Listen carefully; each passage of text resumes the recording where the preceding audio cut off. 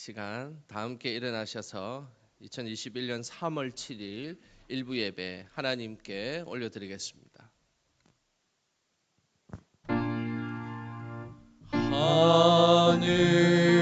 하늘에 계신 아버지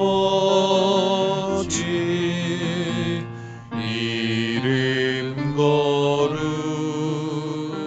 거룩하사 주님 나라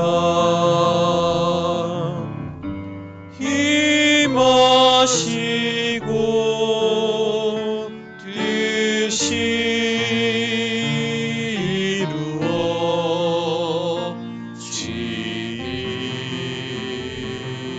이루어지이다. 일용할 양식 주시고 우리들의 큰 죄 다 용서하옵시고 또 시험에 들게 마시고 악에서 구원하소서. 대개 주의 나라 주의 권세 주의 영광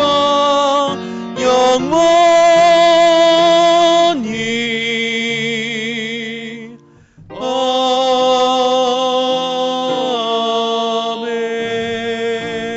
아멘.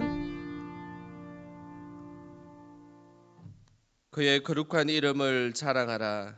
여호와를 구하는 자들은 마음이 즐거울지로다. 여호와와 그의 능력을 구할지어다. 그의 얼굴을 항상 구할지어다. 우리의 능력과 자랑이 되시는 하나님, 그 은혜에 힘입어 영광의 성도들이 이 자리에 모였습니다. 우리의 예배를 받아 주옵소서. 이 예배를 통해서 하나님의 얼굴을 구하게 하시고 우리의 마음이 항상 하나님으로 인하여서 기쁨이 넘치게 하옵소서. 하나님의 임재를 구합니다. 이 예배 가운데 하나님을 만나는 축복이 있게 하시고 성령의 능력으로 우리의 심령이 더 밝아지게 하옵소서. 우리에게 하나님의 사랑을 친히 보여주신 예수님의 이름으로 기도합니다. 아멘.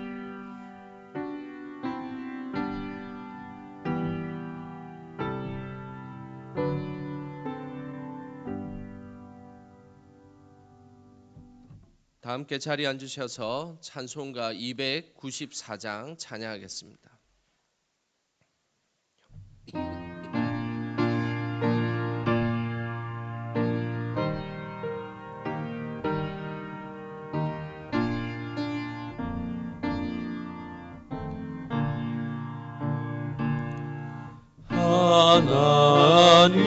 하나님은 외아들을 주시는 데까지 세상 사람 사랑하니 참 사랑이로다.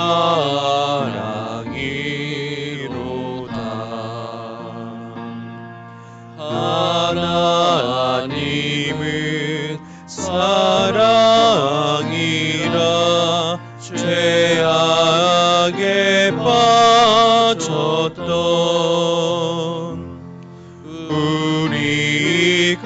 우리까지 사랑하니 참 사랑인가.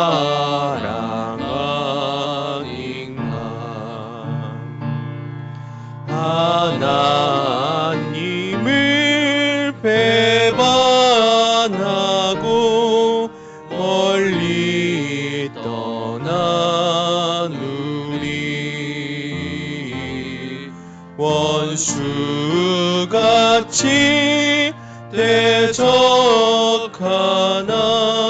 사랑하여 주네. 하나님은 사랑이라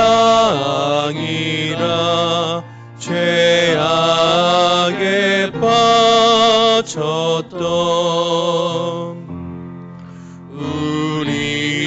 우리까지 사랑하니 참 사랑 아닌가. 세상 죄를 사시려 우리 죽을 대신 성자 예수 십자가에 고난 받으셨네. 하나님은 사랑이라 죄악에 빠졌던 우리까지 사랑하니 참 사랑 아닌가. 이 사랑에 감사하여 곧 주께 나오라. 고난 영혼 주께 맡겨 구원을 얻으라.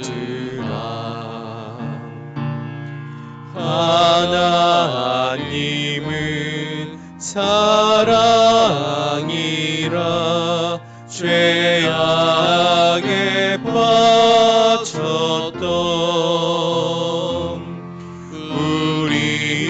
우리까지 사랑하니 참 사랑 아닌가. 아멘. 성시교독 시간입니다. 성시교독은 126번 사순절 3번 말씀입니다.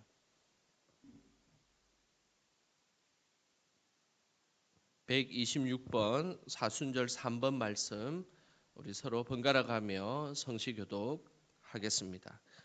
여호와여, 나의 영혼이 주를 우러러 보나이다.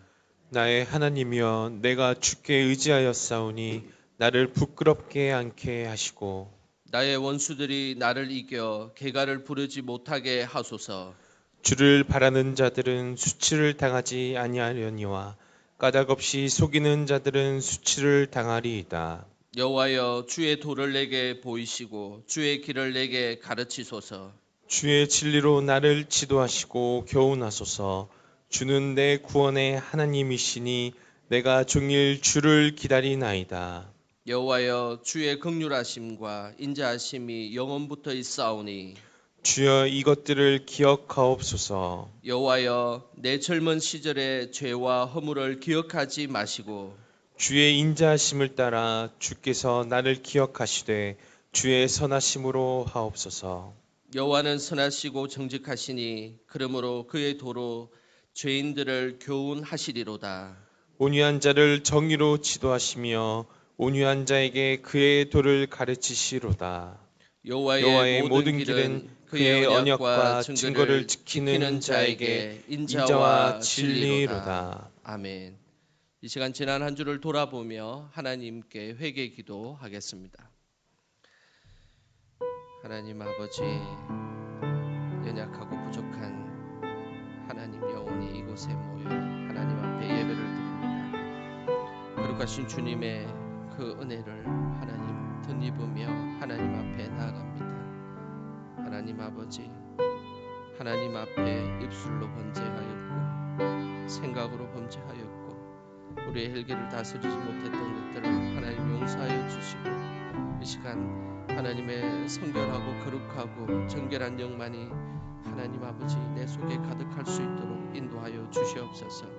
하나님 진실됨의 모습으로 나가게 해주시고 하나님 앞에 은혜로 해같이 빛나는 믿음의 삶이 될 수 있도록 성령 하나님 인도하시고 하나님께서 붙잡아 주시고 붙들어 주시옵소서. 주님.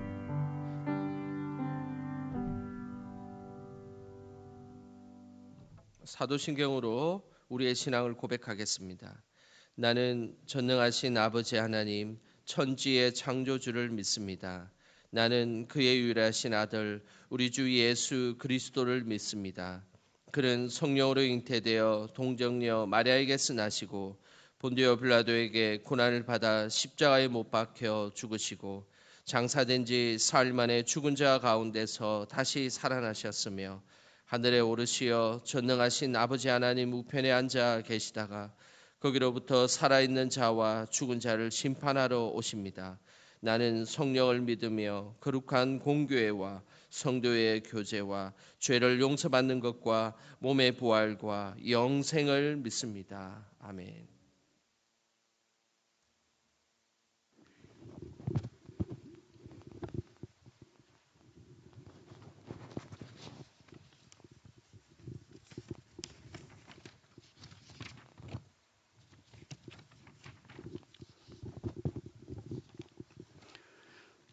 복의 근원이 되시며 소망 되시는 하나님, 지난 한 주간도 주님의 은혜와 사랑으로 우리를 세상 밖에서 눈동자처럼 보호하시고 오늘 주님 전으로 불러주신 은혜에 감사와 찬송을 드립니다.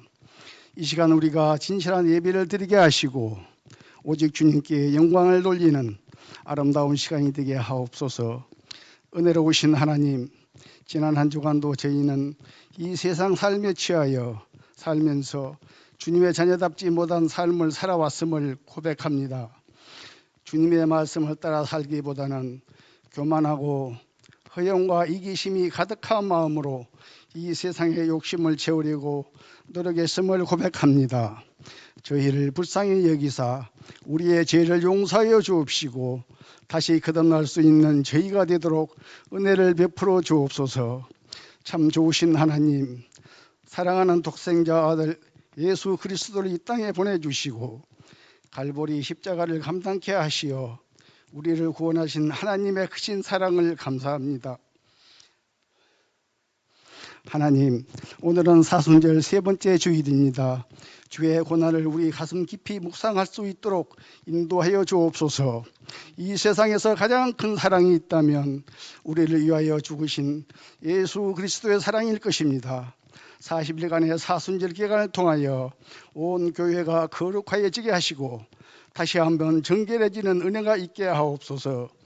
또한 이 기간을 통하여 예수 그리스도의 사랑과 은혜를 마음 한가운데 담을 수 있는 은혜를 주시고 날마다 감사하는 생활이 되게 하옵소서.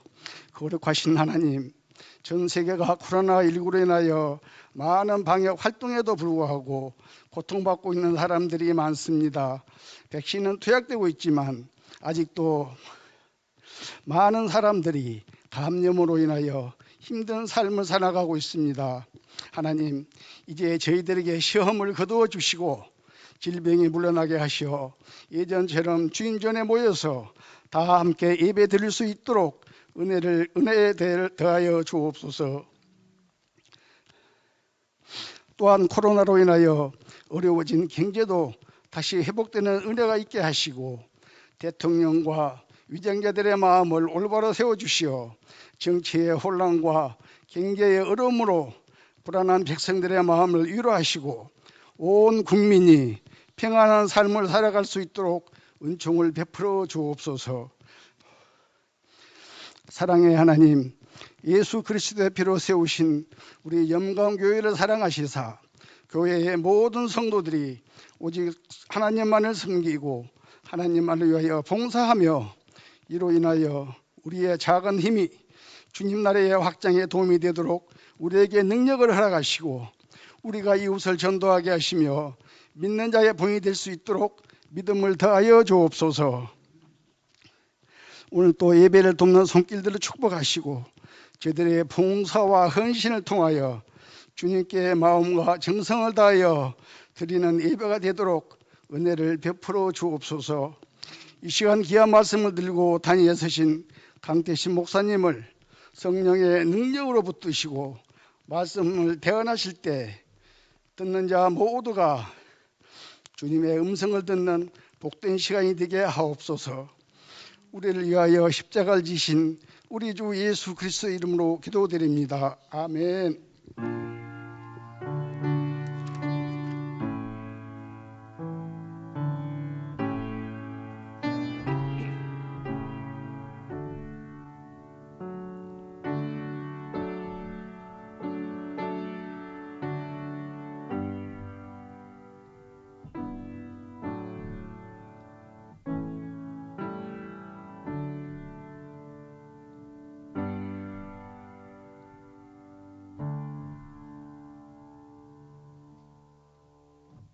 이 시간 우리에게 주시는 하나님의 말씀은 마태복음 17장 1절에서 8절까지 말씀입니다.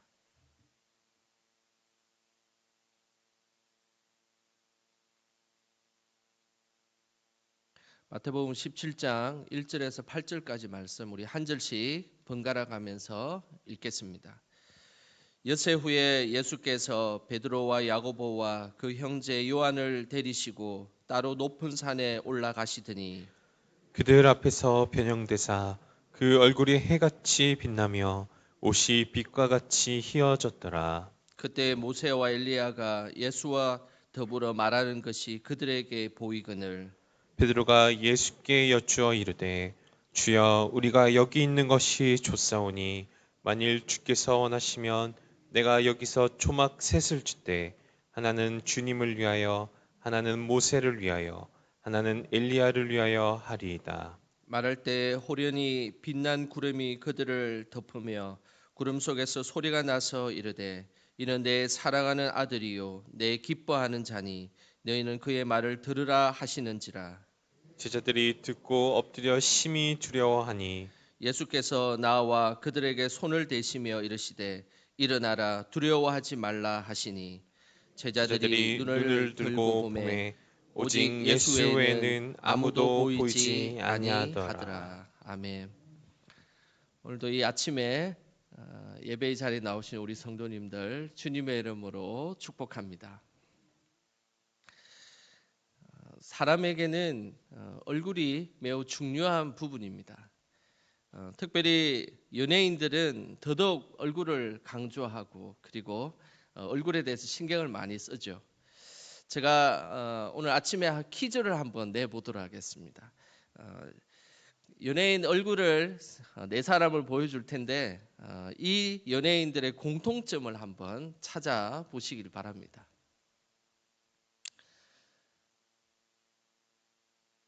한 사람은 브래드 피트라는 외국인 연예인이고 또 하나는 박철민 그리고 양희연, 김수미. 혹시 여기 네 사람 중에 아무도 모르겠다라고 하시는 분은 없으시죠? 한두 사람 정도는 아시겠죠? 이거 맞추시는 분 있으면 제가 커피를 한 잔 대접하도록 하겠습니다. 어려우시죠? 예, 이게 사실 맞추기 힘든 문제입니다. 왜냐하면 제가 설명을 하면 이런 것이었구나, 도저히 맞출 수 없는 문제였구나라는 것을 알게 되실 겁니다. 정답은 이 네 사람은 안면 인식 장애를 가지고 있습니다. 안면 인식 장애라는 것이 무엇이냐면 사실은 제가 공부할 때는 안면 실인증이다라는 용어를 썼는데 최근에는 이제 안면 인식 장애다라는 용어로 바뀌었더라고요. 이 안면 인식 장애라는 이 말은 무엇을 의미하냐면 사람들의 이 그 형태라든지 이런 것들은 잘 인지를 하고 있는데 유독 얼굴에 관련된 정보 처리가 되지 않는다는 것입니다. 사진 한번 보여드릴까요? 사실 이 사진은 좀 극단적인 사진이긴 합니다. 이 안면 인식 장애를 가진 사람들이 뭐 눈, 코, 입을 못 본다는 건 아닙니다. 그렇지만 그들이 정보를 처리할 때는 이게 뭐 그 머리카락이나 옷이나 외모는 인지를 하는데 얼굴 자체를 인식을 하지 못한다는 겁니다. 그렇기 때문에 좀 전에 보여주었던 그 연예인들이 이런 정언들을 많이 했었습니다. 가족끼리 있을 때는 이 가족들 얼굴을 당연히 안 하는 것처럼 이렇게 인식하다가 마트같이 여러 사람이 있는 곳에 가면 자기 자녀 얼굴이나 다른 자녀가 구분이 되지 않는다든지 그런 실수를 한다는 겁니다. 심지어 자기의 배우자 얼굴도 사람들이 많은 곳에 가면 인식을 어느 것이 자기 배우자인지 옷차림이 비슷한 사람끼리 이렇게 있으면 구분을 하지 못한다는 겁니다. 이것이 안면 인식 장애입니다. 이것은 1956년에 교통사고를 당했던 한 사람이 3주간 의식불명 상태로 있다가 깨어났습니다.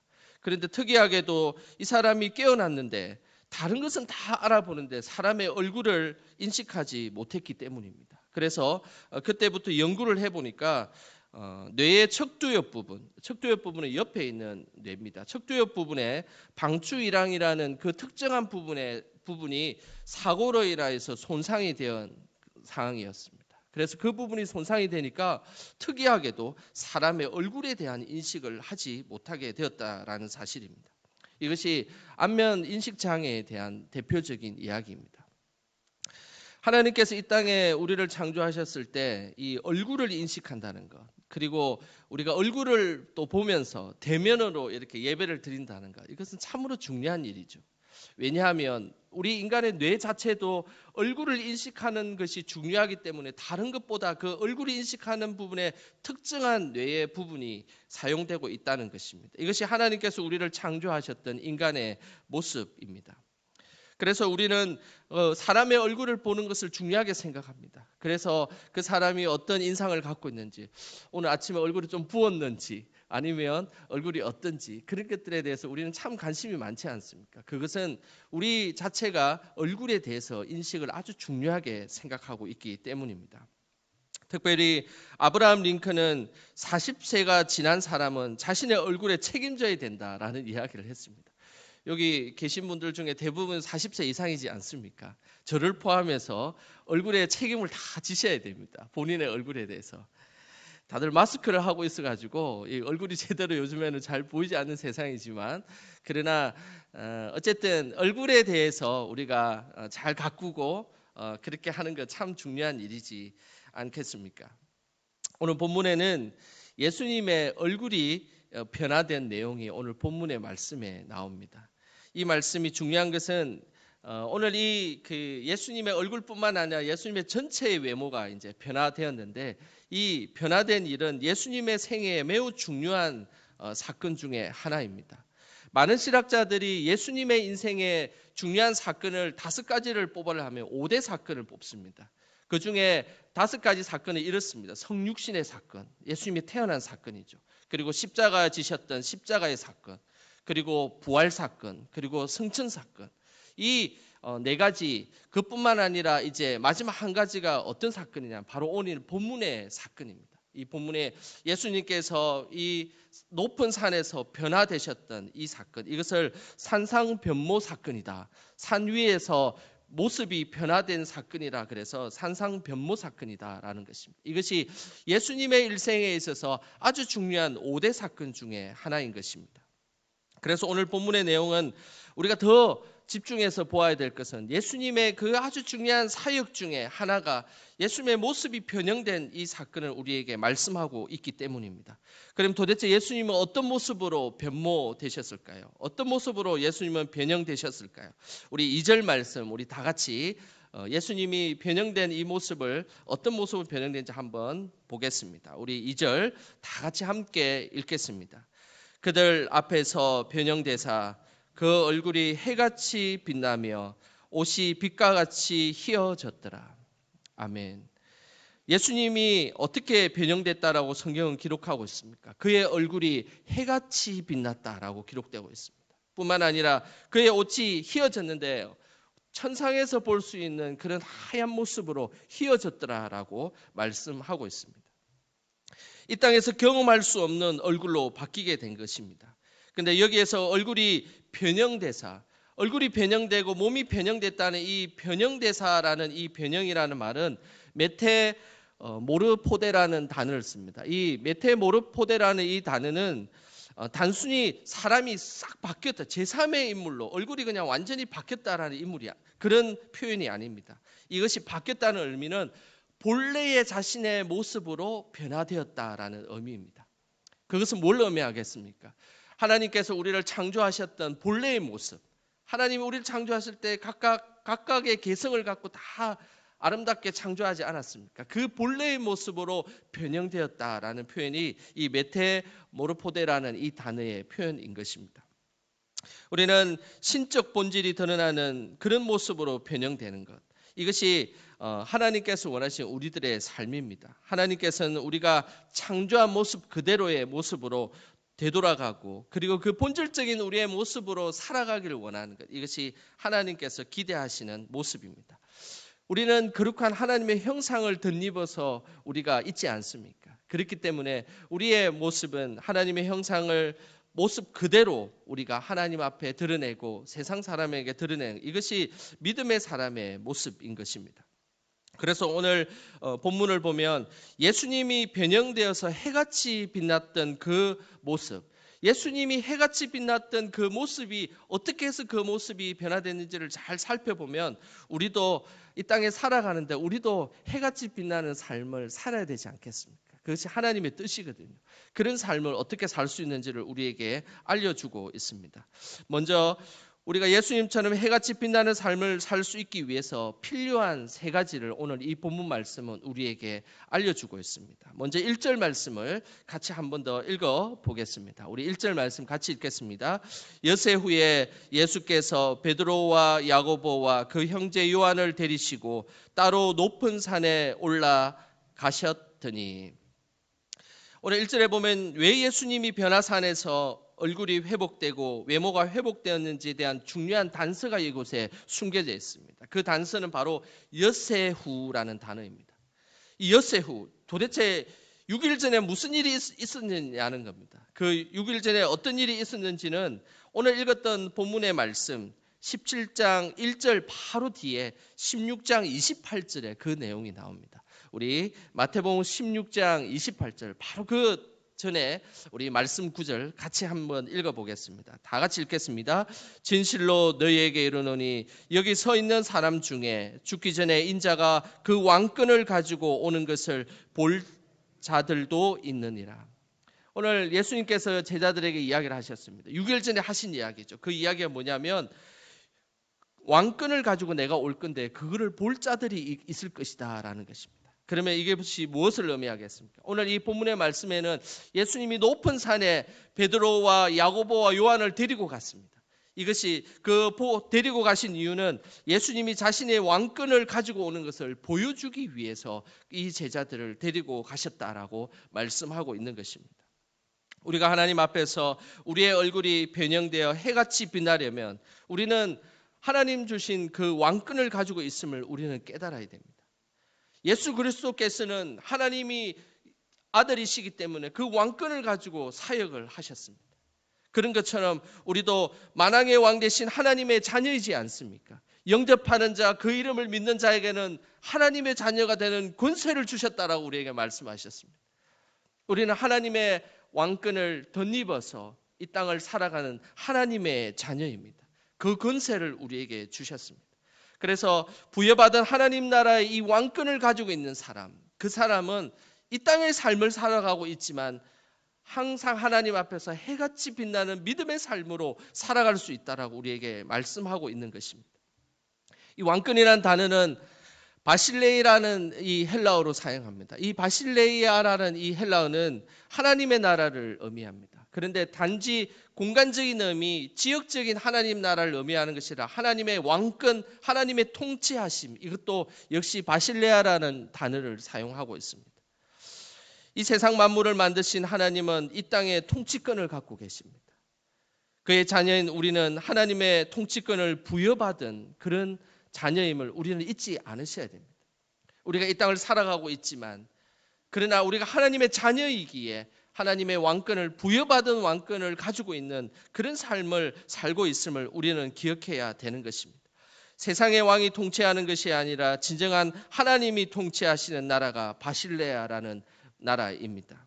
우리는 하나님의 자녀로서 예수님이 부여하신 그 왕권을 가지고 살아가는 자, 그것이 이 땅에 하나님께서 원하시는 믿음의 삶인 것입니다.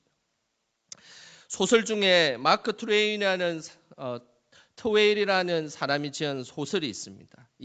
이 소설은 왕자와 거지라는 책에 나오는 아주 유명한 소설입니다. 아마 이 이야기는 한 번쯤은 들어보셨을 겁니다. 이 왕자와 거지, 이 책에는 지금으로부터 140년 전에 기록된 책입니다. 이 책의 내용은 아주 간단합니다. 다른 것이 아니라 왕자였던 에드워드와 거지였던 톰의 이야기가 나옵니다. 왕자였던 에드워드와 거지인 톰, 어느 날 이 두 사람이 얼굴이 비슷하게 생긴 것을 알게 됩니다. 그러면서 에드워드가 제안합니다. 내가 거지 옷을 입고 좀 너의 생활을 한번 해보고 싶다라고 제안합니다. 그러면서 이제 왕자인 에드워드는 거지 옷을 입고 생활을 하고, 그리고 거지인 톰은 왕자의 옷을 입고 생활을 하는 것입니다. 신분이 바뀌게 되었지만 주변 사람들이 아무도 알아보지 못했습니다. 나중에 다시 신분을 원위치로 돌아오게 하려면 많은 고난들이 있었습니다. 그래서 에드워드가 감옥에 갇히기도 하고 비방을 받기도 하고 폭력을 당하기도 합니다. 그러나 끝내 자신의 신분으로 돌아가게 되고 영국의 국왕이 된다는 그런 이야기입니다. 그런데 여기서 아주 중요한 사실이 있습니다. 우리가 주목해야 될 사실이 있습니다. 그것은 왕자의 신분을 한 번도 이 에드워드는 망각하지 않았다는 사실입니다. 자신이 거지 옷을 입고, 그리고 거지처럼 먹고, 그리고 거지처럼 자고, 그렇게 불행한 삶을 그가 자처했지만, 그러나 그가 잊지 않고 있었던 것이 있습니다. 그것은 자신은 왕자이라는 신분을 잊지 않고 있었다는 것입니다. 그래서 왕자와 거지를 그린 그림 작가들은 이것을 매우 중요하게 생각하고 그것을 동화책에 그대로 그리고 있습니다. 좀 전에 봤던 그 그림을 다시 한번 보겠습니다. 왕자와 거지 그림을 한번 보십시오. 이 거지 옷을 입고 있는 왕자의 얼굴을 한번 잘 보십시오. 결코 거지와 같은 모습이 아니라 당당하고 그런 모습이지 않습니까? 그리고 거지는 역시 왕자의 옷을 입었지만 여전히 아주 자신감 없는 모습으로 그림을 그리고 있지 않습니다. 그림을 아주 잘 표현했습니다. 그런 것입니다. 이 땅을 살아가는 우리에게 필요한 것이 있습니다. 그것은 바로 하나님께서 부여한 왕권을 가지고 우리가 이 땅을 사는 것입니다. 우리는 비록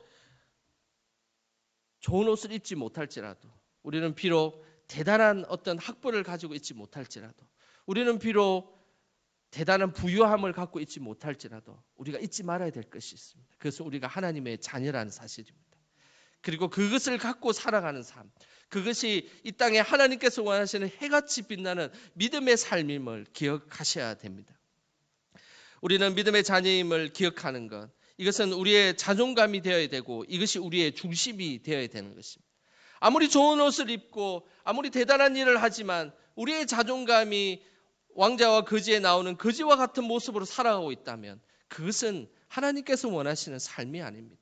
비록 우리의 환경이 좀 부족할지라도, 우리의 환경이 대단한 환경이 아닐지라도 나는 하나님의 자녀이고 하나님의 권세를 가진 그 하나님의 권세를 덧입은 자이다라는 그 믿음의 확신을 갖고 살아가는 삶, 그 사람이 바로 해같이 빛나는 믿음의 삶임을 우리는 기억하셔야 될 것입니다.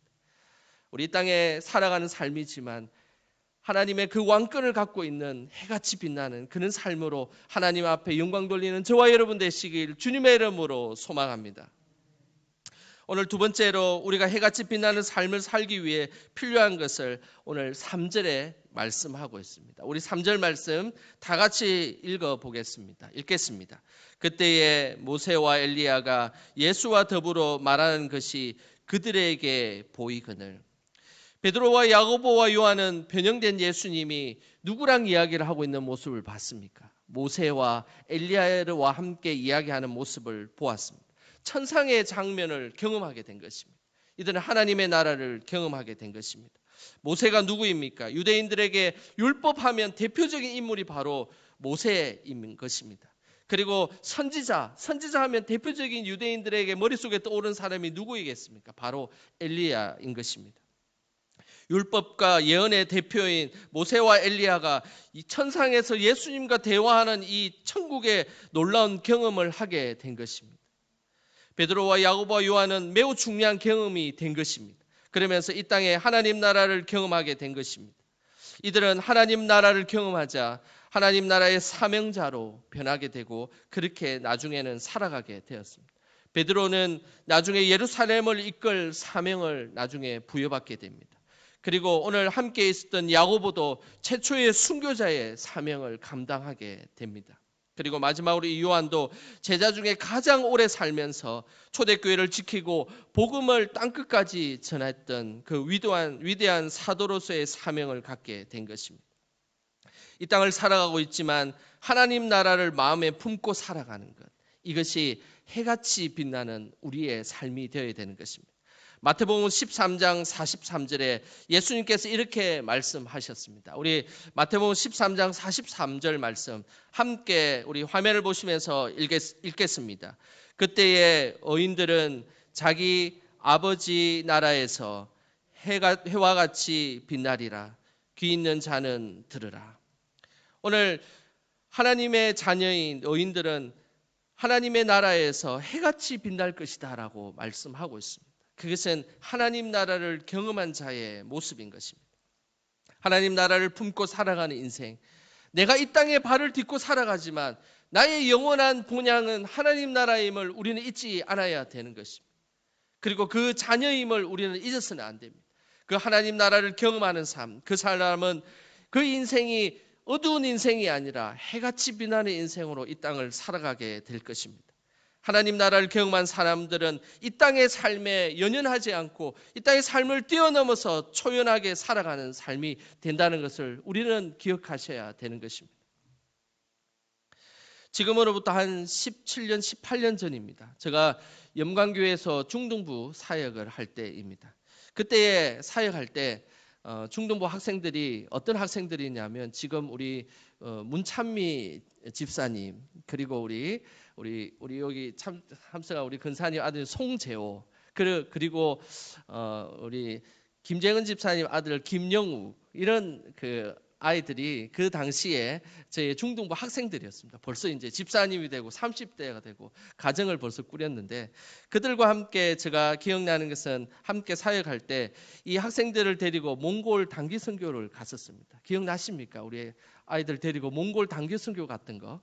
아마 오래돼가지고 기억이 잘 못하실 수도 있는데, 그때 몽골 단기 선교를 가서 저는 그때 그 몽골 지역에 있는 아이들에게 복음을 전하고 여름 성경학교도 하고, 그리고 동네 사람들을 모아서 집회도 하고 그런 사역들을 했습니다. 그 단기 선교 때 저는 기억나는 것이 있습니다. 아주 세월이 그렇게 많이 지나도 기억나는 것은 말을 탔던 경험입니다. 몽골에는 말을 어떤 식으로 탔냐면 이렇게 제안은 1시간 탈래, 2시간 탈래 이렇게 제안을 합니다. 그래서 저희들은 이제 1시간 타는 그 코스를 갔습니다. 그래서 1시간을 탔는데 너무 재미있었습니다. 그래서 다들 학생들이 1시간을 더 타자고 했습니다. 그래서 무려 말을 2시간을 탔습니다. 말을 타고 초원을 달릴 수가 있었습니다. 우리가 생각하는 그런 것이 아닙니다. 말을 타고 초원을 달리고 그리고 시냇가를 막 건너고 숲속을 막 이렇게 헤쳐나고, 숲속에 헤쳐나갈 때 되게 무서웠습니다. 나무에 부딪힐 것 같았거든요. 그런데 말이 알아서 다 피해서 이렇게 숲속을 헤쳐갔습니다. 그 당시 중등부 학생들은 한 명을 빼고 다 말을 탔습니다. 그 겁나는 말을 어떻게 탔을까? 다들 다 탔습니다. 그 몽골에 말을 탄 경험을 하고 나서 저는 더 이상 제주도에 가면 말을 타지 않습니다. 조랑말로 마부가 끌고 다니는 딸깍딸깍 하는 그 말을 시시해서 저는 절대 타지 않습니다. 돈만 아까울 뿐입니다. 몽골에서 2시간 동안 숲속을 헤치고 개울을 건너고 그리고 초원을 그 달렸던 말을 탄 저의 경험은 이제 제주도에 가면 그 조랑말을 타고 마부가 끌고 다니는 그 그냥 운동장 한 바퀴를 딸깍딸깍 이렇게 걸어가는 그 말은 너무 시시하고 재미없어서 저는 절대 타지 않습니다. 왜 그렇게 했습니까? 저는 더 큰 경험을 했기 때문입니다. 그리고 더 나은 경험을 했기 때문입니다. 하나님 나라를 경험한 성도들도 마찬가지여야 합니다. 하나님 나라라는 그 거대한 하나님의 놀라운 것을 경험한 성도들은 이 땅의 삶에 초연해야 되는 것입니다. 비록 이 땅의 삶을 무시하고 이 땅의 삶을 대충 살아라는 그런 이야기가 아닙니다. 내가 하나님 나라를 경험했기에 이 땅의 삶은 아무것도 아니야 라고 하면서 아무 일도 하지 않고 열심히 살아가지 않는 그런 인생이 아닙니다. 초연한 인생은 이 땅의 삶이 우리의 삶의 목적이 아니라는 것을 분명한 목적의식과 방향성을 갖고 살아가라는 의미입니다. 하나님 나라를 경험한 사람들, 그 사람은 해같이 믿음 안에서 빛나는 삶을 살아가게 될 것입니다. 이 땅의 삶의 고난이 찾아오기도 하고 힘든 일이 찾아오기도 합니다. 그리고 얼마나 많은 어려움이 있습니까? 그럼에도 불구하고 내가 하나님 나라를 경험하고 그 하나님 나라가 내 속에 있기에 그것을 한 걸음 한 걸음 포기하지 않고 걸어갈 수 있는 힘, 그것이 하나님 나라를 소유한 사람들의 모습인 것입니다. 그렇게 살아가는 모습은 얼굴빛이 다릅니다. 그렇게 살아가는 모습은 비록 초라한 그런 옷을 입고 있을지라도 그의 외모는 결코 초라하지 않습니다. 초췌하지 않습니다. 빛나는 해같이 빛나는 외모로 이 땅을 살아가게 된다라고 오늘 성경에서 말씀하고 있습니다. 우리 영광의 우리 모든 성도들이 하나님 나라를 소유함으로 해같이 빛나는 그런 삶을 살아가시는 저와 여러분 되시기를 소망합니다. 오늘 마지막으로 우리가 하나님 앞에서 해같이 빛나는 삶을 살아가기 위해 필요한 것을 또 5절에 말씀하고 있습니다. 우리 5절 말씀 다 같이 한번 읽어보겠습니다. 5절 읽겠습니다. 말할 때에 호련히 빛난 구름이 그들을 덮으며 구름 속에서 소리가 나서 이르시되 이는 내 사랑하는 아들이요 내 기뻐하는 자니 너희는 그의 말을 들으라 하시는지라. 우리는 세상의 소리를 듣는 존재들이 아닙니다. 우리는 하늘의 소리를 듣고 살아가는 존재들인 것입니다. 오늘 하늘에서 어떤 음성이 들렸습니까? 예수님을 향해서 이런 내 사랑하는 아들이요 내 기뻐하는 자라라는 하나님의 음성이 들렸습니다. 이 음성은 예수님에게만 주는 음성이 아닙니다. 우리를 향해서도 동일하게 이 음성을 들려주십니다. 내가 너를 사랑한다라고 말씀하십니다. 그리고 내가 너를 기뻐한다라고 말씀하신다는 사실입니다. 우리는 이것을 잊지 않으셔야 됩니다. 우리가 이 땅을 살아갈 때 우리는 항상 하나님의 사랑받는 존재임을 기억하셔야 됩니다. 그리고 하나님의 기뻐하는 자임을 기억하셔야 됩니다. 아이들을 키우다 보면 아이들이 참 기쁠 때가 많습니다. 사랑스러울 때가 많습니다. 그럴 때마다 저는 생각합니다. 이 아이들이 이렇게 기쁘고 사랑스러운 것처럼 하나님도 나를 그렇게 보시는구나. 하나님도 나를 그렇게 사랑스러워하시고 나를 기뻐하시구나. 그 생각을 할 때마다 얼마나 감격스럽고 은혜스러운지 모릅니다.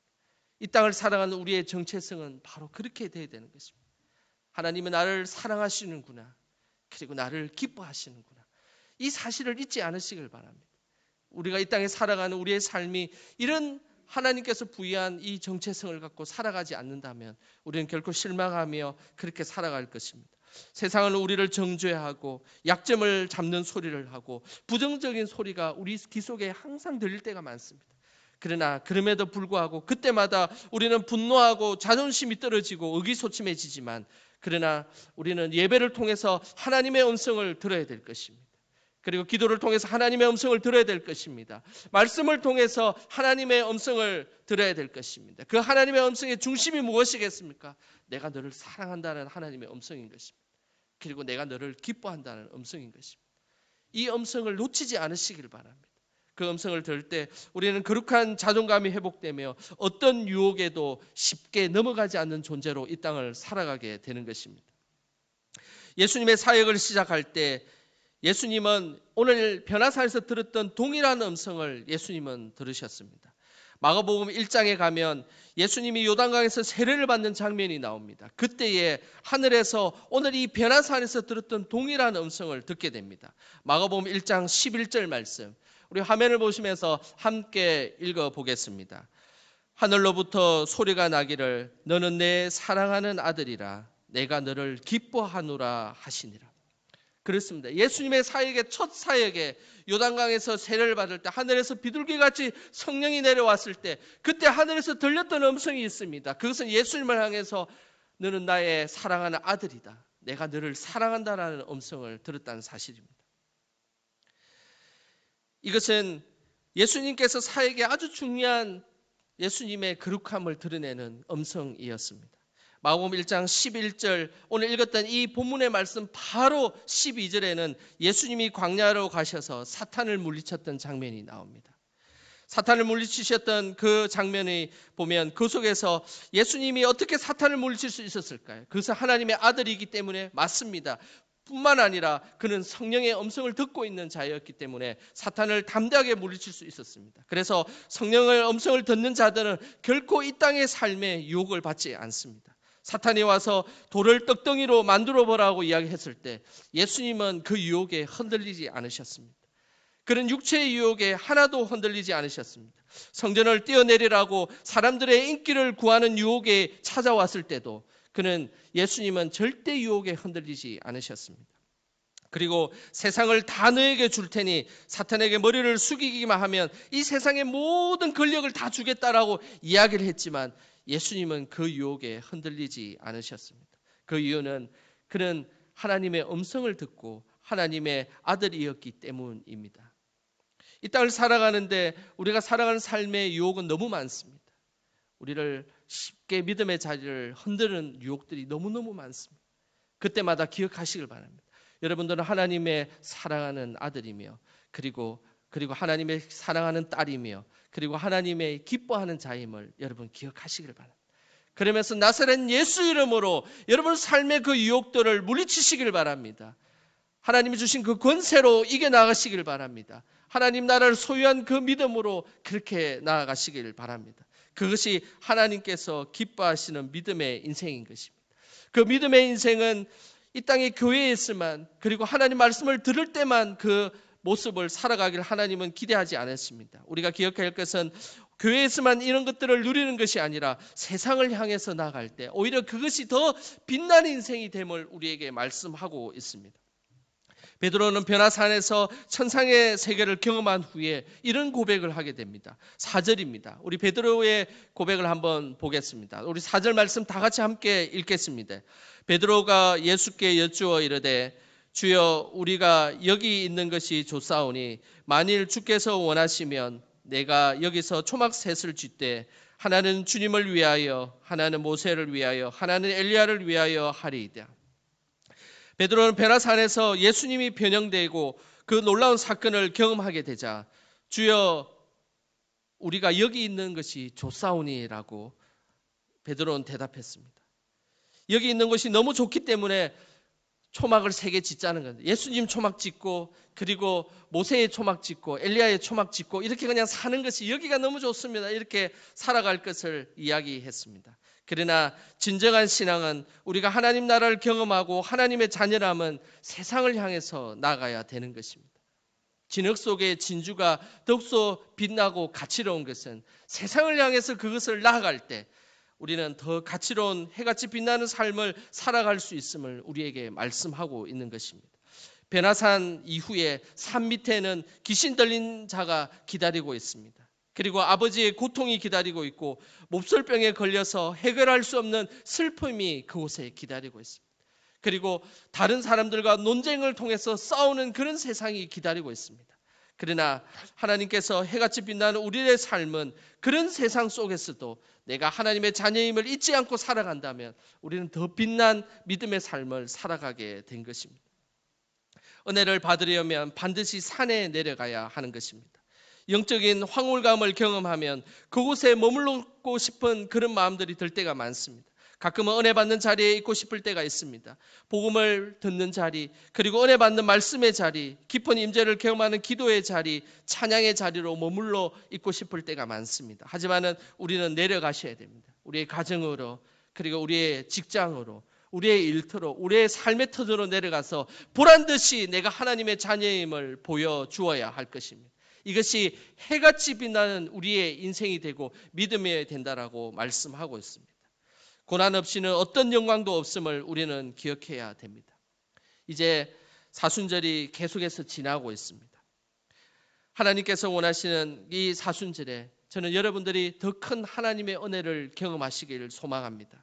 그리고 그 하나님을 만난 영광을 우리의 가정과 그리고 일터와 삶의 터전에서 드러내시길 바랍니다.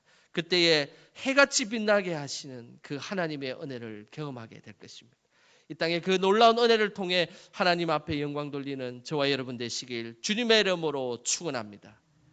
기도하겠습니다. 하나님 아버지, 저희들을 하나님의 자녀 삼아 주시고 기뻐하는 자라고 불러주셔서 감사드립니다. 진흙 같은 세상을 살아가고 있지만 하나님 나라의 백성임을 잊지 않게 하시고 항상 하나님의 음성을 들음으로 이 세상의 빛과 소금의 역할을 잘 감당하게 하옵소서.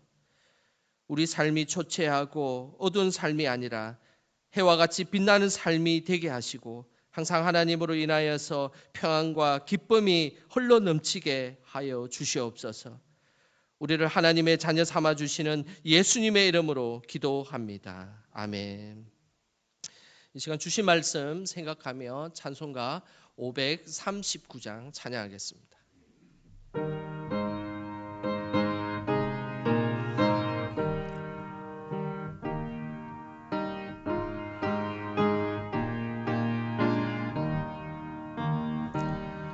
너 예수께 조용히 나가 내 모든 짐 내려놓고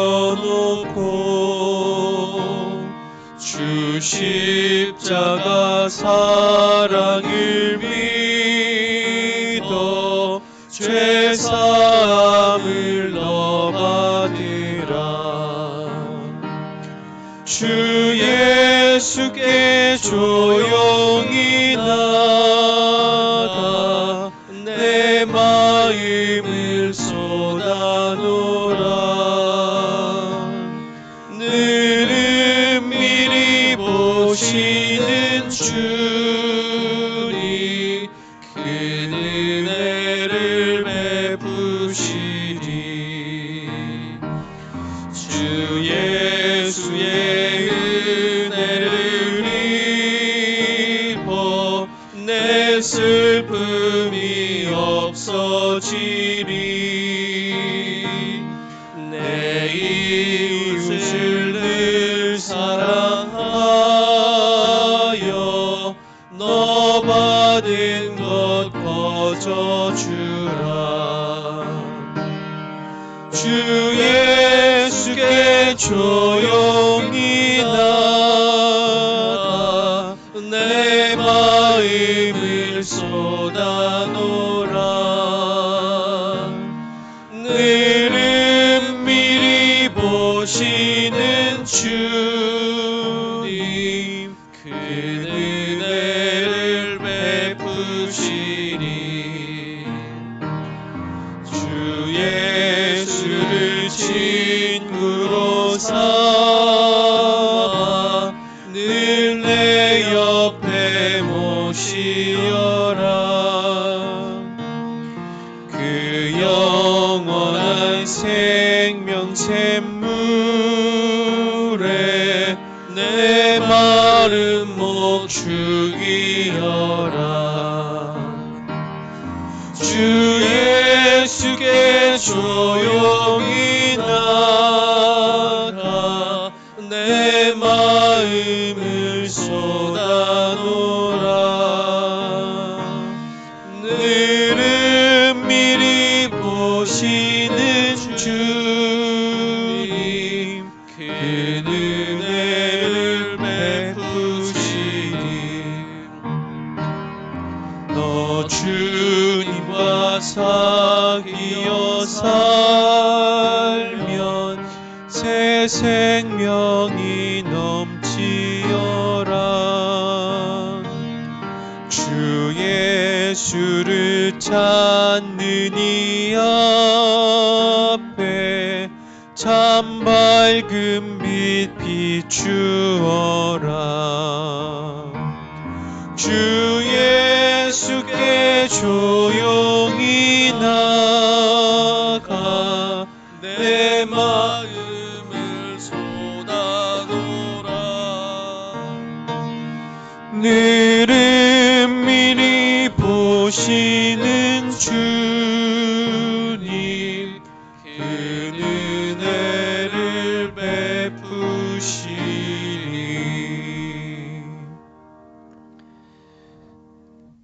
하나님 아버지, 은혜와 진리로 저희들을 붙들어 주셔서 감사드립니다. 그 사랑의 마음으로 영광의 모든 성도들이 예물을 하나님 앞에 올려드립니다. 이 예물에는 우리 성도들의 사연과 눈물이 있습니다. 이 예물을 기쁘게 받아 주옵소서. 우리 성도들의 삶의 자리자리마다 앞서 행하시는 하나님의 인도하심이 가득하게 하시고 낮에는 구름 기둥, 밤에는 불 기둥으로 보호하여 주옵소서. 손으로 행하는 모든 일에 형통함의 은혜를 덧입혀 주시고 환난 날에 부르짖을 때 주님께서 응답하여 주옵소서. 사순절 세 번째 주일을 지나고 있습니다. 사순절을 지나는 동안 십자가의 사랑이 가슴 깊이 새겨지게 하시고 죄인인 우리가 구원받았음에 감사하게 하옵소서. 이번한 우리 성도들을 하나님께서 붙들어 주셔서 의식을 회복시켜 주시고 하나님께서 이들의 삶이 하나님 아버지 홀로 있는 삶이 아니라 하나님이 함께 하시는 삶임을 기억하게 하여 주시옵소서. 아픈 부위부위마다 주의 회복과 치유로 경험하게 하시고 요양원과 병원과 가정에 있는 모든 한우들을 눈동자같이 성령께서 지켜 주옵소서. 나라를 지켜 주셔서 위정자들이 정의를 두렵게 하시고 저 북녘 땅에도 그리스도의 평안이 넘치게 하옵소서. 온 세계 열방 가운데 선교하시는 선교사님들을 붙들어 주셔서 복음의 열매를 아름답게 맺히게 하옵소서. 오늘도 살아계셔서 우리를 십자가 사랑으로 인도하시는 예수님의 이름으로 기도합니다. 아멘. 이 시간 성도의 교제 시간입니다. 우리 해같이 빛나는 얼굴로 우리 옆 사람에게 한번 인사하도록 하겠습니다.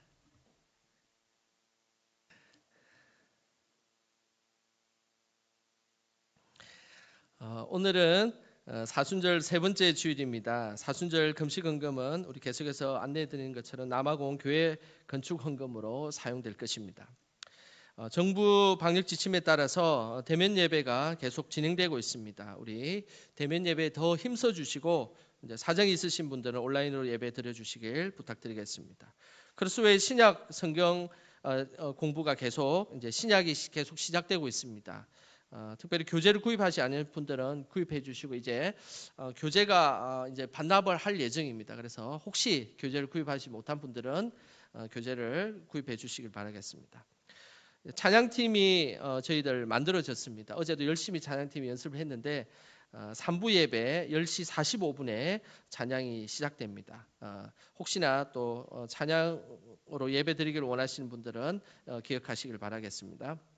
사순절맞이 영상 대신방 교구별로 진행되고 있습니다. 2주차 진행되었고요. 많은 분들이 80이 넘으신 분들도 다 영상으로 이렇게 신방을 다 받으셨어요. 그래서 너무 힘들어하지 마시고 아주 쉽게 받을 수 있으니까 또 연습도 시켜드리니까 그렇게 힘들어하지 마시고 신방에 더욱더 많이 참여해 주시고 이번 주간은 전농교구가 참 신방을 하게 될 것입니다. 그리고 다음 주간은 답심리 교구가 있습니다. 미리 우리 서우순 전사님 통해서 신방 스케줄을 우리 구역장 부구역장님들은 잡아주시길 바라겠습니다.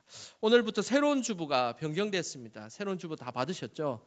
그래서 처음에는 좀 낯설어서 어디가 어디에 있는지 잘 모르실지라도 이제 차차 익숙해지실 것입니다. 생수전도가 지난주부터 계속 진행되고 있습니다. 기억해 주시고 전도를 통해서 복음이 잘 전해질 수 있도록 기도해 주시길 바랍니다. 생명의 삶 3월 큐티책 사무실에 준비되었습니다. 2021년 주말농장 예밭 신청을 받습니다. 사무실에 오셔서 주말농장 하시기를 원하시는 분들은 신청해 주시길 바라겠습니다. 기쁜 소식이 있습니다. 영광지역아동센터 장학지원사업에서 우리 많은 학생들이 장학금을 받게 되었습니다. 동행 행복복지재단에서 아동 청소년 장학 사업으로는 박단샘 이수연 학생이 받게 되었고 그리고 제4차 CJ 도너스 캠프 장학 사업에서는 신윤서 김수진 학생이 선정이 되었습니다. 축하해 주시길 바라겠습니다. 금주 모임 수요 예배 금요기도 예전처럼 진행되고 목요일에 사랑의 반찬이 있습니다. 교우 동정 시간입니다. 이번 주 입원한 분들이 있습니다. 함수분 권사님 구리 한양대 병원에 입원하셨고 서영애 권사님 녹색병원 심영순 성도님 건대병원에 입원했습니다. 이분들을 회복과 치유와 그리고 또 의식이 깨어날 수 있도록 기도해 주시기를 바라겠습니다. 지난주에 이도한 목사님 장모님께서 별세하셔서 장례를 잘 치렀습니다. 위로해 주시고 감사해 주셔서 감사드립니다. 우리 다 같이 일어나셔서 주님 다시 오실 때까지 찬양으로 예배를 마치도록 하겠습니다.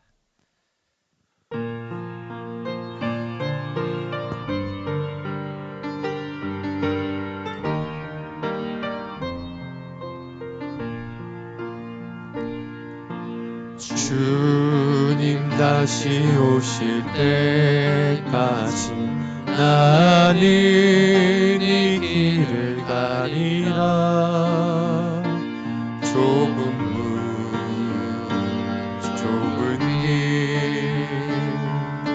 나의 십자가 지고 나의 가는 이 길 끝에서 나는 주님을 보리라. 영광의 내 주님 나를 맞아 주시리. 주님 다시 오실 때까지 나는 일어나 달려가리라. 주의 영광 온 땅 덮을 때 나는 일어나 노래하리. 내 사모하는 주님 온 세상 구주시라. 내 사모하는 주님 영광의 왕이시라. 한 주간을 살아갈 때에 우리가 하나님의 자녀임을 잊지 않고 하나님의 기쁨이 되는 삶을 살아감으로 어두운 곳을 해같이 비추며 살아가는 그런 한 주가 되십시다. 이제는 우리 주 예수 그리스도의 은혜와 아버지 하나님의 사랑하심과 성령의 감화감동 위로하심이 하나님의 자녀된 우리가 하나님의 왕권을 가지고 이 땅에 해같이 빛나는 삶을 살아갈 것을 결단하는 영광의 모든 성도들의 머리 위에와 삶의 터전 위에와 이 나라 이 민족과 세계 열방 가운데 이제로부터 영원히 함께 하시길 간절히 축원하옵나이다. 아멘.